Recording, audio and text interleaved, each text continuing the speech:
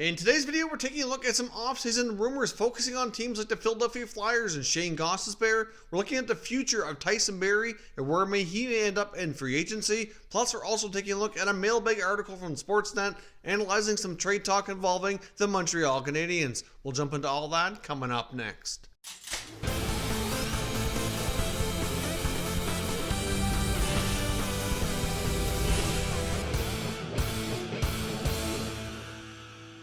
So welcome back to Liberty here at Top Shelf Hockey. Now, as I mentioned, I have a variety of things I want to take a look at, some off-season rumors that we might see happen later on. Let's kick things off with Tyson Barrie and his future and where will he end up.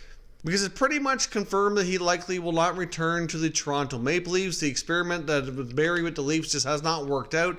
And I guess we'll see if the season can resume, if he can kind of salvage his season and kind of increase his value here. But clearly things did not work out the way they were hoping for. The big trade that we saw last offseason between the Avalanche and the Maple Leafs at this point has worked out pretty decently for Colorado. But at this point, Barrie's time in Toronto is coming to an end. There's no way they can afford to really re-sign him.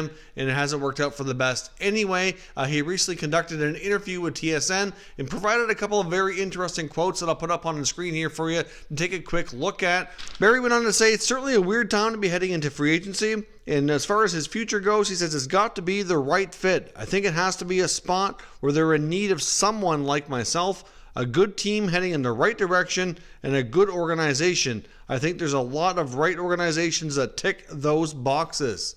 Clearly, I think part of the problem with Barrie in Toronto is that he wasn't really allowed to be himself, especially under the Mike Babcock era. He was just not allowed to be the kind of player he used to be in Colorado, which allowed him to be successful. I mean, nobody's ever accused Barrie of being a really super sound defensive player. He's a bit of a rover out there, kind of an extra forward, and excelled a lot in the power play. It was very much an offensive threat with the Avalanche, which helped propel them to be a highly offensive, entertaining team. But he just wasn't given that kind of leeway in Toronto. He did fare better under Sheldon Keefe after the head coaching change, but still, like I said, either way, it's just not really feasible for the Leafs to bring him back. And I can certainly see that team going in a different direction. But where will Tyson Barrie end up?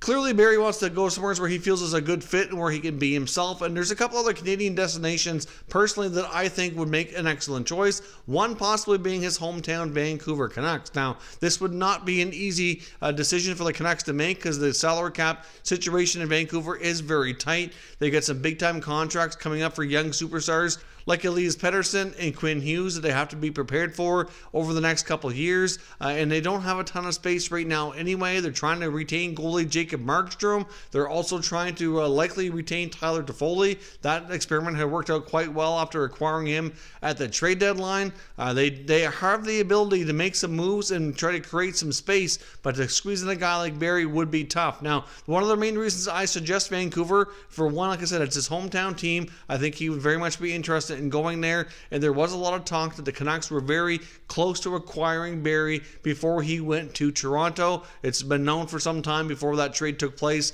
that the Avalanche were shopping Barrie. They had already pretty much decided that they were not going to be extending him beyond the current season, and they wanted to move on and get what they could in return to get their team heading in a different direction, and Vancouver was certainly high up on that list, and there was trade talks that took place between the Canucks and Avalanche before he eventually was traded to Toronto. So I do think there's some interest there, but at the same time, like I said, it would be very, very difficult for them to pull off. But the one way that it could be a possibility is there is some talk that veteran defenseman Chris Tanev very well might not be re-signed, as he's a pending unrestricted free agent, so there's no guarantee Tanev returns, and there's been a lot of talk about the future of Troy Stecher in Vancouver as well. Now, the only thing, too, that could be an issue with Tyson Barrie going to Vancouver is Quinn Hughes pretty much is running that power play now. He's not going to necessarily be getting power play one time.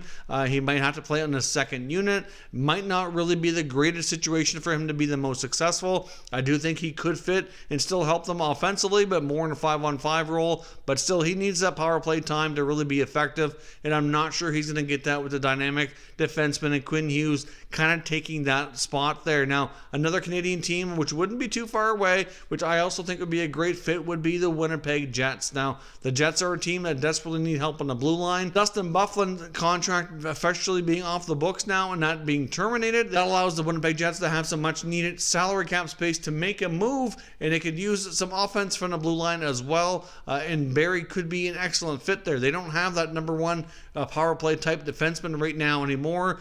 With the defensemen that they have lost recently, including guys like Byfuglien and Trouba, they just don't have that top defenseman right now. I mean, Josh Morrissey's a pretty solid top pair rear guard, but he's not really known for his offensive skills, and a guy like Barrie could really go a long way to really helping that power play and really helping that team 5-on-5 as well, with all the spots they have open on the blue line. A lot of the question marks could be answered possibly with a Tyson Barrie signing. Given the season he's had in Toronto, his value is likely going to be coming down a little bit.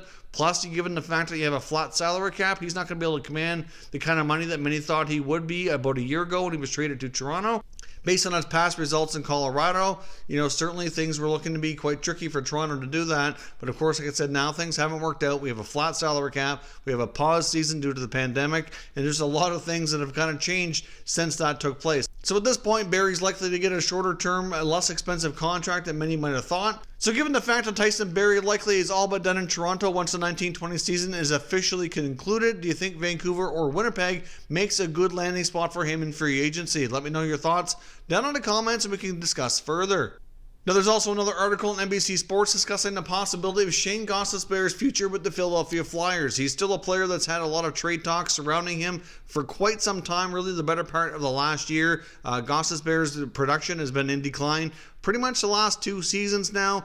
Many were hoping that this past year he would bounce back, but he really didn't. There's been many defensemen within the Flyers organization that have kind of passed him on the depth chart, kind of taken more of a bigger role. His minutes have diminished, and he still has a lot of term left on his contract, which could prove still to be a valuable contract for the right team if he can bounce back and get himself playing like he was a few years ago. Now, the other thing that could impact Gostisbehere as well is not only the defenseman currently in Philadelphia, there's a possibility they could re-sign veteran defenseman Justin Braun, who they had acquired last year. He is a pending unrestricted free agent. If they do re-sign him, then they would have enough other defensemen to kind of fill out your top 4 and not really have much of a role for a guy like Gostisbehere. I mean, you've already got Provorov, you've already got Matt Niskanen, you keep Justin Braun, you throw in a guy like Travis Sanheim, you still have Robert Hagg, and you have some interesting younger defensemen coming up as well. You got Philippe Myers, who's really starting to play better and gain a little bit more experience, and then you have some younger guys like Cam York and Igor Zamula, who are both going to be coming up here in the ranks. I mean, York likely is going to be playing another year of college hockey. He's at least one more year away.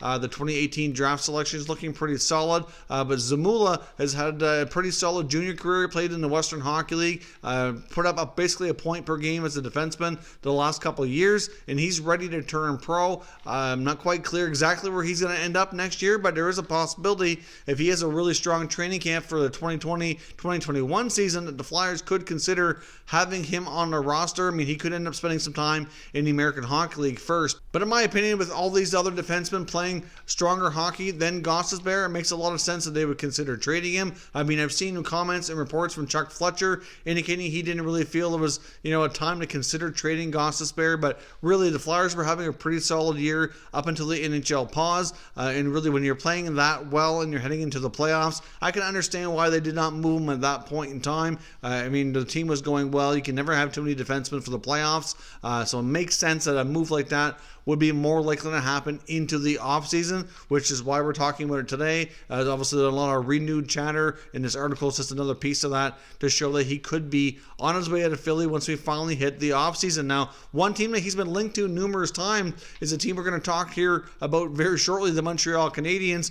Being a left shot defenseman who can provide some offense is exactly what that team's been looking for. But I can't help but wonder if Shane Gostisbehere is more actively involved in the trade market and the Flyers are pushing to move him when we hit the offseason. If the Habs could be a team who could certainly show a lot of interest that they were rumored to be in the past. Let me know your thoughts on the future of Shane Gostisbehere in Philadelphia. Do you think all this trade talk surrounding this player will eventually lead to a trade out of Philadelphia? And if so, where do you think is the most likely destination he could end up before the start of next season?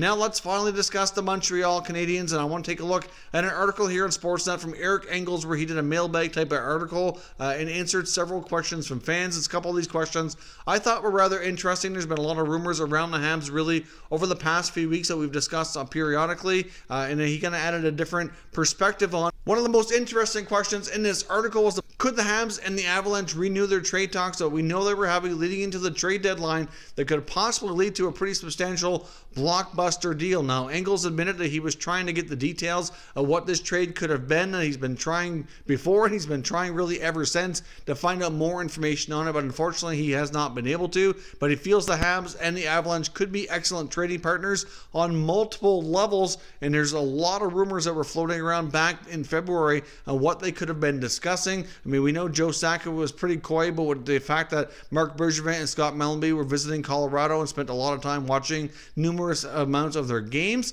he made the joke that Marc Bergevin had a daughter in university out that way, and he's probably just visiting him and taking in a hockey game, which we know likely isn't the case. If he was just visiting family, I can't imagine Scott Mellanby would have been with him here as well. And there was also a lot of talk, like I said, on numerous fronts that this very well could have been a pretty substantial blockbuster deal being discussed. We've heard everything from Carey Price being involved. We heard Max Domi and Thomas Tatar possibly going to the Avalanche in return for some other players. We heard that the Avs were possibly looking at Jeff Petrie. There was all kinds of Habs players being included in that.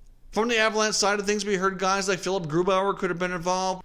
We heard numerous members of the Avalanche blue line could have been involved, including Zadorov. We heard Graves, even Samuel Girard. Up front, there could have been some forwards included. It could have been a pretty substantial blockbuster deal, but we don't have confirmed exactly what those talks were ongoing. But considering how many times those teams scouted each other and how many games they each took in watching them, you can't help but wonder if talks could be revisited. Clearly, they both have different needs that they could be looking for. It's been rumored the Avalanche were looking to make an upgrade in goal, so clearly Carey Price would be an upgrade, but I don't see them taking on that mammoth contract that's going to come with them. But I guess crazier things have happened, but I just don't see that being the case. I mean, there's been a lot of talk about the potential future of Domi and Tatar in Montreal. Are they going to be staying longer term? Are they going to be re-signed? What does the future hold for them? And as well as their blue liners. So hard to say what those talks were, but obviously Engels feels that there is a pretty good likelihood those teams could revisit the talks and possibly pull off a substantial trade when we hit the offseason. So I'd love to know what your thoughts and comments were. What was the most likely scenario being discussed? And if these two teams do make a trade, since they would make good trade partners on different levels, what's the most likely trade you see taking place when we hit the offseason?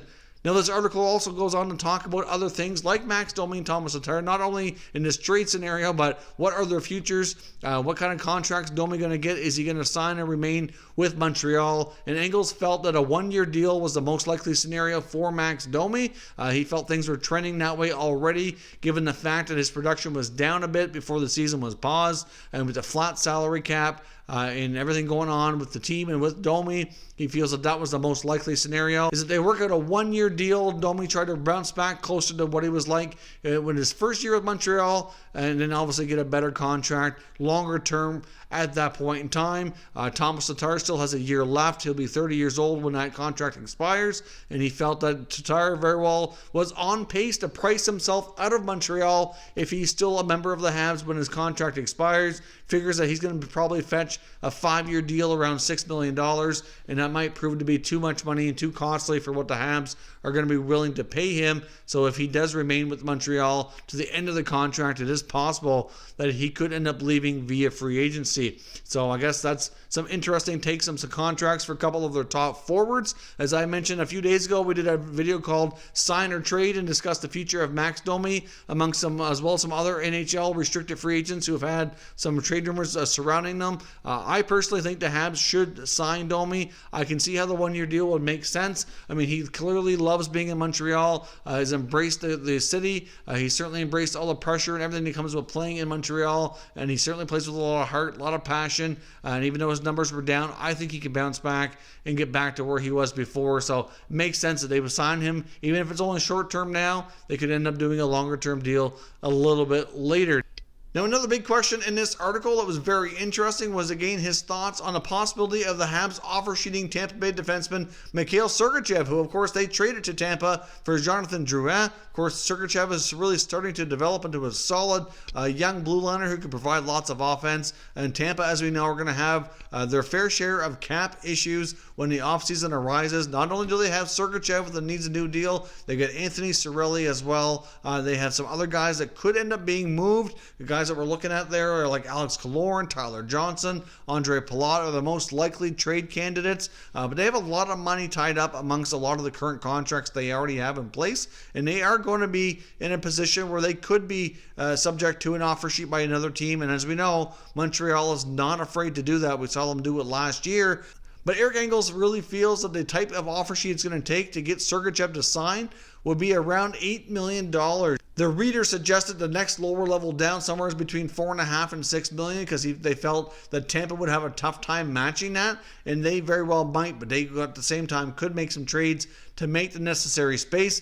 I don't see them wanting to lose Sergachev, but they might find $8 million a little too rich. Clearly, Sergachev is progressing to the point that in the next year or two, he could easily be their number 2 defenseman behind Victor Hedman, but they also have a lot of money tied up in Ryan McDonough and other members of that blue line, and then some big guns up front. Vasilevsky, with a flat cap, is not going to help a team like Tampa, who has all kinds of big contracts on that team, and some younger players like Sergachev looking to be the next member of that club to have that expensive contract. I can't imagine Marc Bergevin offering up $8 million on a RFA offer sheet for Mikhail Sergachev, although he's exactly the type of defenseman, in my opinion, that they need, and I think they've regretted that deal over the past little while. So I could see them maybe having some talks, but not sure they're going to be willing to offer up that much. But my question to you is, if you're GM Marc Bergevin and you can offer sheet Mikhail Sergachev and you think you can get him to come back to your team, would you be willing to offer $8 million in the subsequent 3 draft picks that you're going to end up giving up, assuming Tampa is unable to match and you gain the player through that method? Let me know your thoughts on that down in the comments, and we can continue discussing further. If you're new to the channel, consider subscribing and turning on your notifications so you don't miss any future content, and give this video a thumbs up if you enjoyed it. I'd appreciate it if you did. As always, thank you for watching, and I will catch you next time.